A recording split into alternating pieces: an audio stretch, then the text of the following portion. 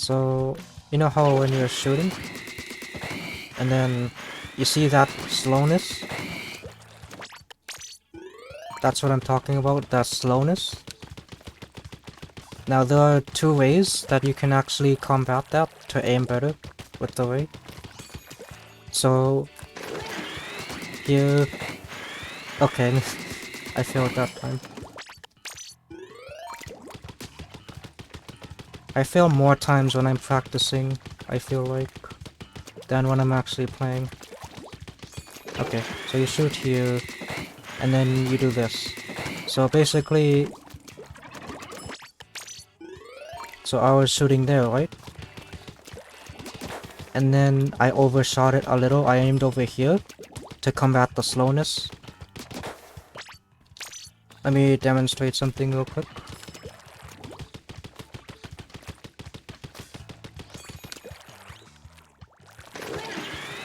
So, okay, you see how the way is moving right now? You see how it gets slower the more it moves to your aim? The center of your aim? That's what you're fighting against when you overshoot it. Okay, maybe that sentence was a little messed up in the grammar. So you shoot... Ah, I can't get it anymore. But anyway, that's the first way. The first way. And the second thing is this. So you see how there's like there's pretty much zero delay in the aiming, in the turning. I basically just went into squid form for a split second. Okay, so here, aim a little.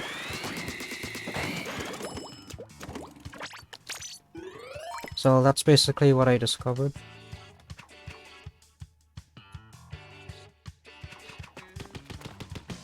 Let's try it out one more time, but a little more sporadic. So here, here, here, here, here, here. So you can see how you can just pretty much turn instantly when you are in squid form. You can't really do that normally unless you overshoot, which I think may be a little harder. It depends, I think. Either way, it's up to preference. Because you can still do good with overshooting. Just like that.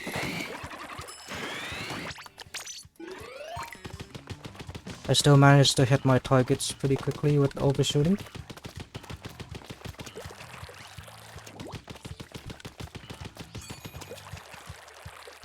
So here...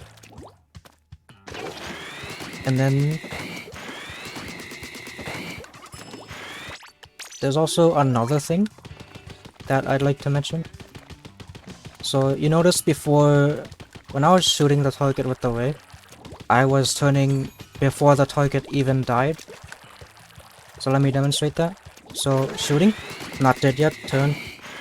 Oh, I didn't do the swimming thing. Okay. I guess I can only do one thing at a time. Because I'm still practicing it. So, shoot. Turn. So you see how I was already aiming at the thing, even though... So I'm using the ray's slow turning to my advantage. So because of the slowness, I can turn, and by the time the ray is off the target, it's already dead. So that's basically what I'm doing, if that makes any sense.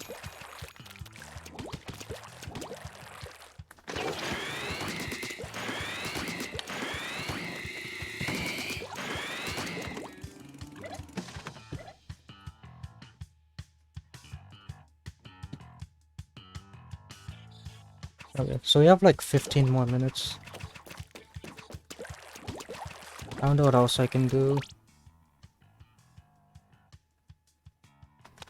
Oh wait, so something else I've also discovered recently. Let me hold out a bomb. So let's say this is the default bomb throwing distance. So we know that momentum helps throw the bomb further. So let's throw the bomb normally there. And then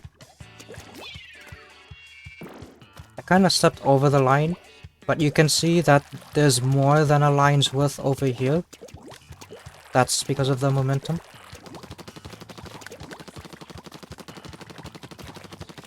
Why am I inking?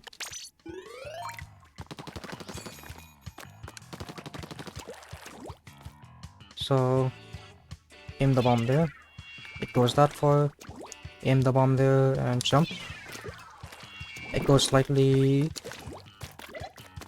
ever so slightly further? Not really.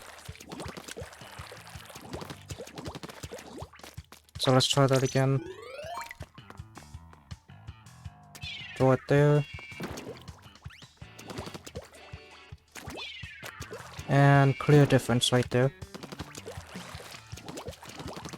So the thing I discovered is that the momentum may be additive to the default bomb distance.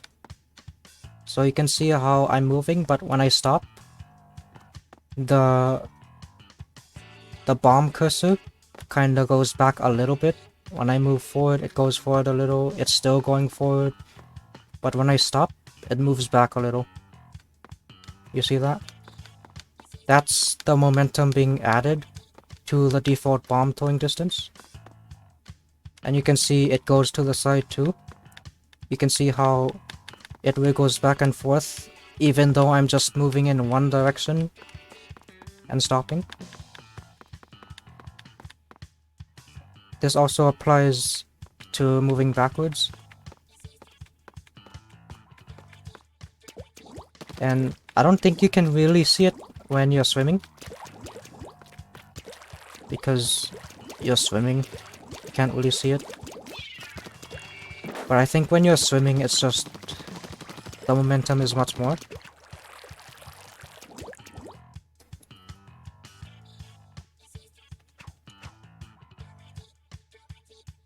So what I thought how it could be applicable to salmon run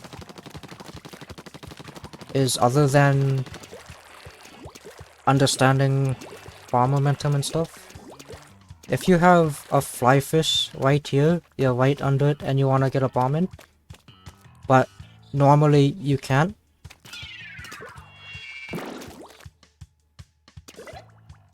So let's say this is a fly fish, the basket, fly fish launcher, but the default, but aiming right up, the default throw would be too far. But if you move back, the momentum, the backwards momentum would be applied and added. So the bomb would actually not go as far as it would have. That sounds kind of obvious though. Of course, if you move backwards, it's gonna go less further.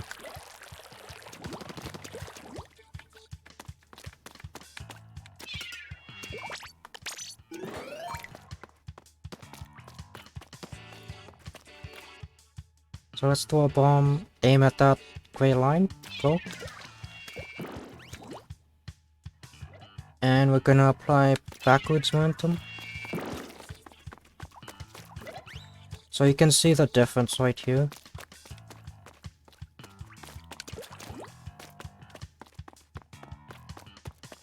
This time let's try applying forward momentum.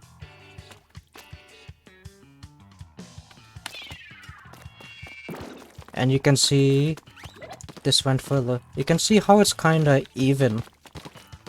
The distance. The distance is even between the bombs. That's also why I think it's additive.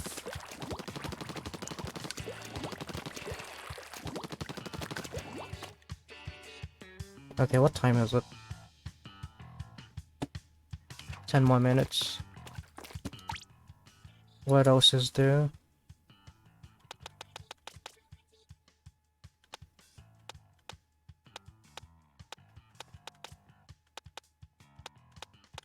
Oh right, so I did some testing before.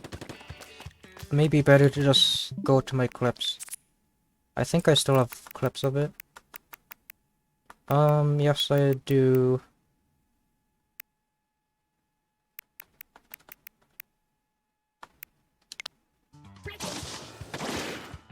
So basically here I was testing how far I can get with different methods with the inkjet.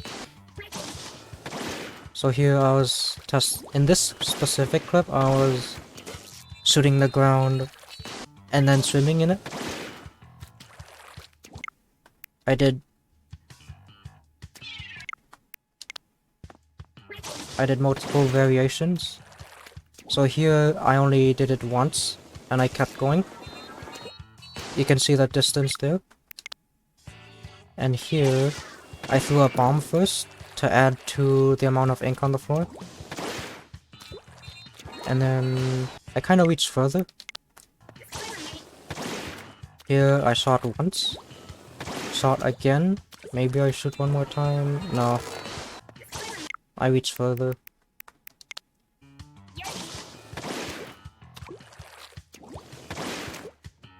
I think this is the one where I shot again. Yeah. It's ever so slight, but you reach a little further if you dip down after shooting the ground.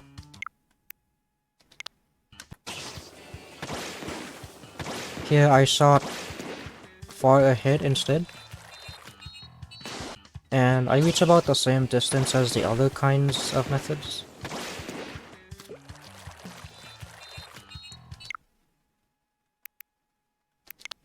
What is this? Oh, I was testing bomb launcher consistency because the thing is my R button on my Pro Controller, it has to be hit pretty hard for it to actually register the button press. If I actually press in the button but not apply enough force, it actually doesn't register the button. So whenever I've been spam pressing the R button with bomb launcher, sometimes bombs wouldn't come out. And so here I was testing the consistency to figure out what was going on. There you could see a pause. That was me not pressing the button hard enough when spamming. I could delete this because I already know the problem.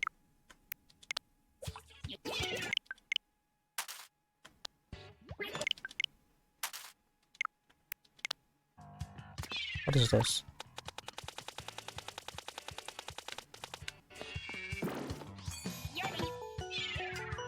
Oh, I was testing bomb launcher distance versus default throwing distance. So that one, the default bomb launcher, the default throwing distance versus bomb launcher throwing distance, I think at the smallest length, the bomb launcher is shorter.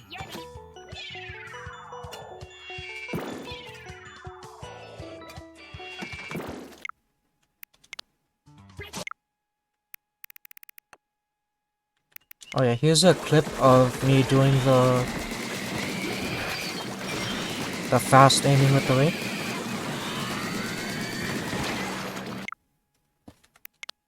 What was this clip?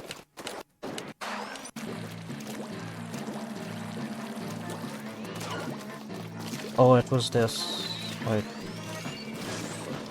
So here you think, okay, stun the scrapper and then shoot it from behind, but you can do this. You can just jump off the corner with charge keep and insta-kill the scrapper without needing to stun it.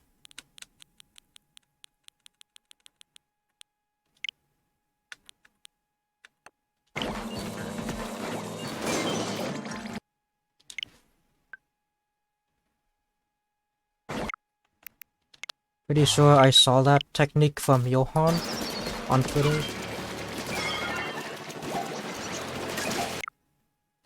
What is this?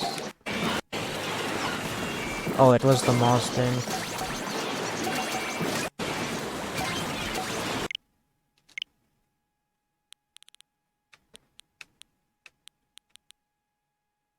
Do I really need to post this? It's worth it, I guess.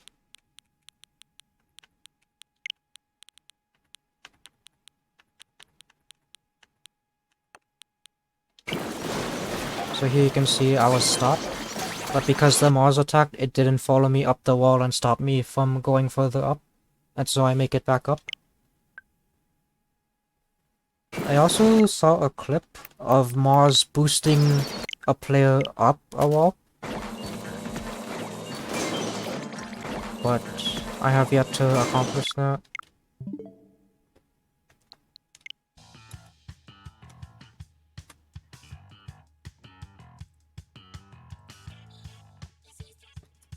And we have a few more minutes until the break is over.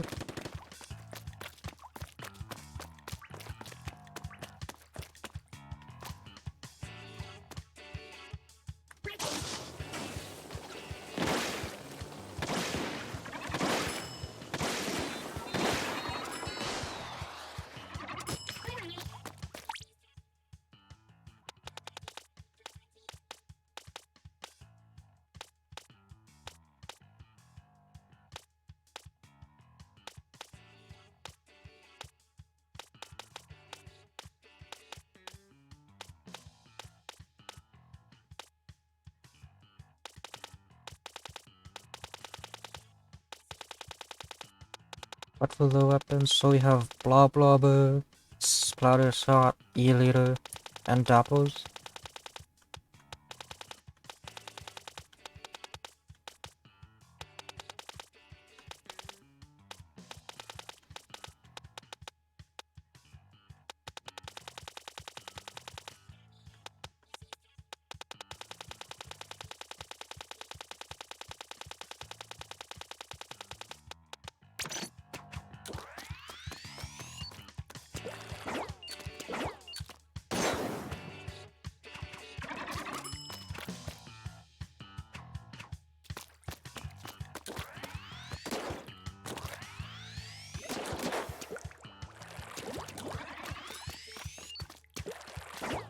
I guess the attack you could do is this, which is painting the wall with the E-Leader.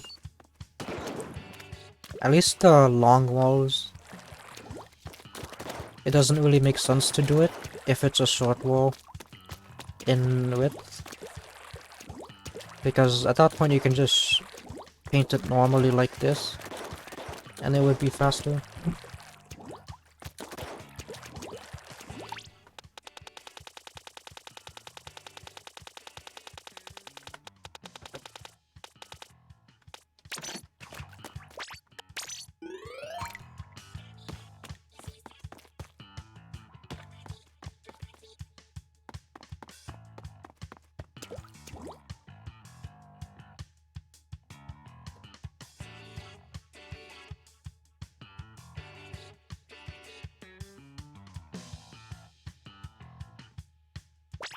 So another thing I tested pretty recently is this. You can see how this shot is kind of just a circle and this shot is much more longer and thinner. So watch this.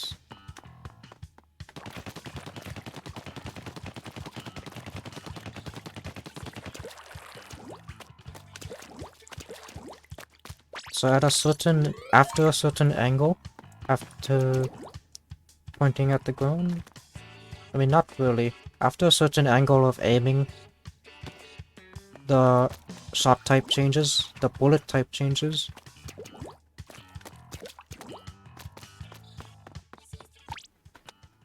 I guess it's most noticeable on Sploosh, because it has such a long shot. You can see how this one is much wider but shorter, but this one is thinner and longer.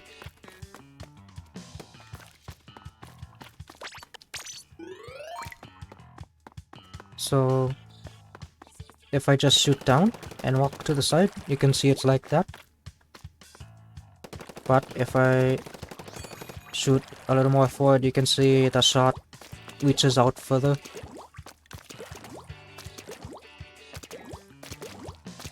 Oh, that's just an observation I made when testing out the bullets.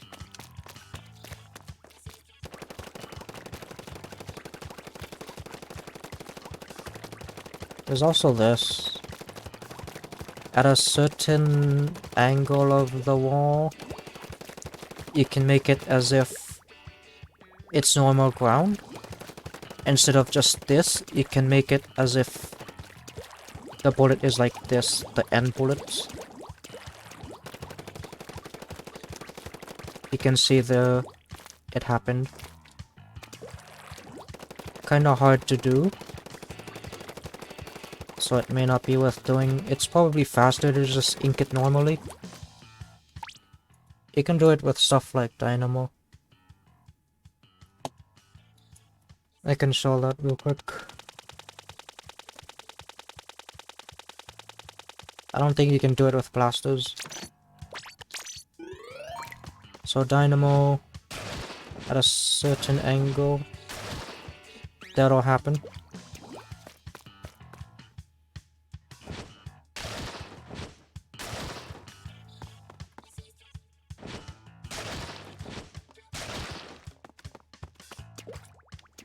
Is this actually faster though? So, let's say you're able to get that consistently with one flick every time.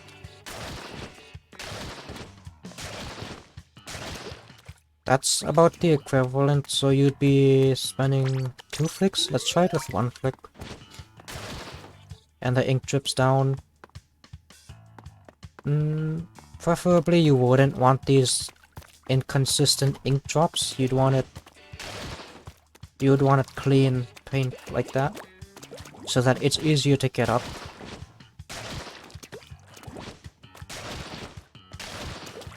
I don't know. I think I prefer just inking it normally. Just because it's so precise to try and get it on the wall like that.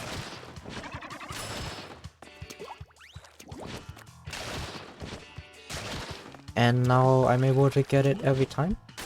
Nope, okay.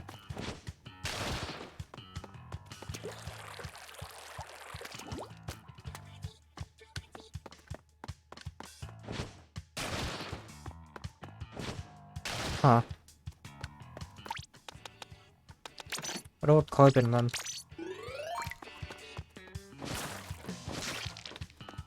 Meh. It's so little that maybe it's not worth it.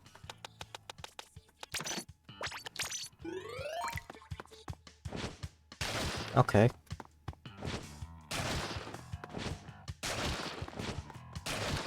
Huh. This is kinda inconsistent inking though.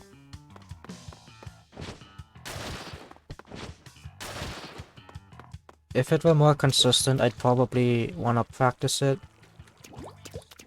But yeah, I don't think I'll be doing this. It's still good to know, just in case I may need it in a super specific situation. Like maybe I need to paint a wall, but I only have ink for 1 flick, and I can do this. I can do that, climb up, I'm safe.